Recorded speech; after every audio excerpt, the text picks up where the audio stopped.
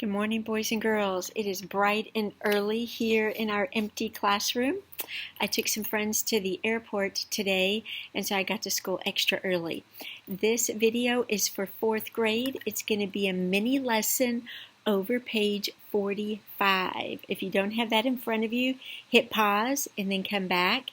Again, mini lesson over page 45. It should look like this, and capitalizing titles.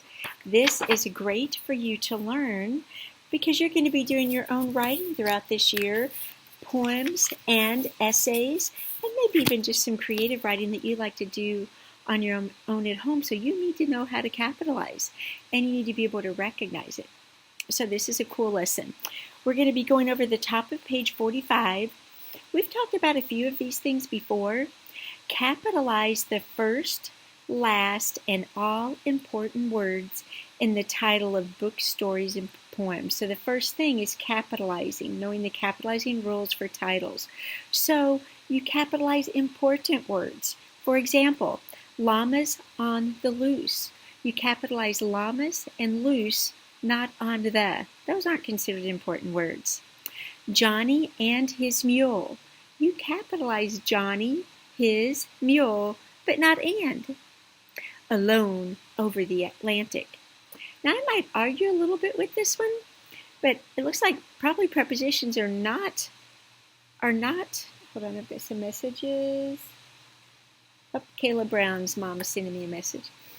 All right, back to our lesson. Alone over the Atlantic, alone and Atlantic. Over and there are not considered major words. Here's how we get into more detail. So that's capitalization for books, stories, and poems. Book titles. There's two ways that these need to look for us to know that it's a book title. When it's handwritten, which is what you'll be doing for the first part of the year, you underline the title.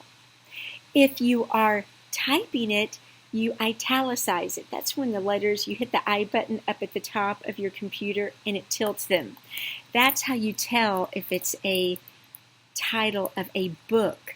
It's either underlined, handwritten, italicized. I like how I'm cocking my head too so that everything's angled. It's italicized if you're doing it on the computer. If you are wanting to show a story or a poem, you put quotation marks around it. Stories and poems.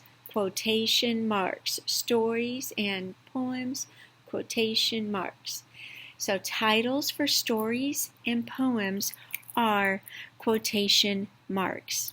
For the Bible, its divisions and its books, all capitalized. God's Word, New Testament, Holy Bible, Romans 8:28.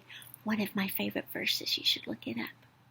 Okay, your guided practice, they're going to give you some choices to choose from. They're going to tell you if it's a book title or a story title or a poem. You have to mark which one is correct. Now, don't panic.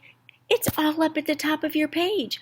Go back up there and look. There is no reason not to get this correct because you don't have to have it memorized yet. Go back and look up in the little yellow box. This will help you answer the questions correctly.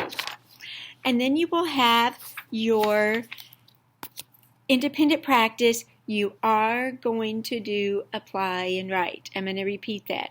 You are going to do apply and write. That's the end of this mini lesson. I'll be shooting you another one if we're not able to meet in person on Thursday, but I'm hoping that we will. Have a great day. Be a blessing to your parents. Do extra chores and help. Love you. Bye.